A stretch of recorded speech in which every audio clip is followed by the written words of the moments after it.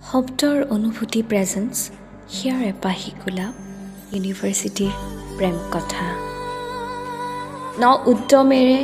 ন উৎসাহেৰে ন ভাৱধাৰাৰে গতানুগতিক জীৱনৰ সুখ দুখ হাঁহি কান্দোন প্ৰেম ভালপোৱা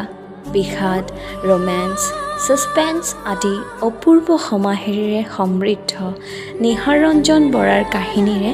ঋতুপৰ্ণা কলিতাৰ কথাৰে প্ৰতিটো সপ্তাহতে খণ্ড খণ্ডকৈ এটি ব্যতিক্ৰম তথা মনোৰম কাহিনী আপোনালোকলৈ আগবঢ়াম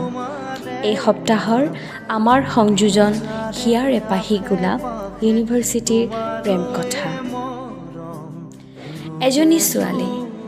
যথেষ্ট অমায়িক আৰু মৰমীয়াল মাক দেউতাকৰ মৰমৰ মাজতে আবদ্ধ এজনী সুগন্ধি মহিলা নাম আছিল তাইৰ বৰষা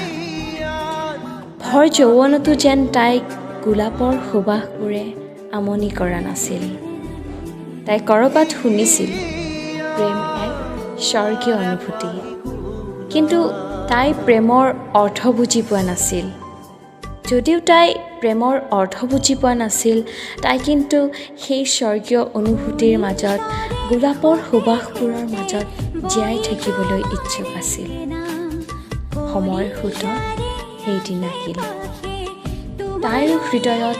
কেৱল গোলাপৰ সুবাসেই নহয় এপাহি গোলাপ ফুলেই অংকুৰিত হৈছিল এতিয়া মাথো সময়লৈ অপেক্ষা হৃদয়ৰ কোনোবা গভীৰ কোণত অংকুৰিত হোৱা গোলাপ ফুলপাহ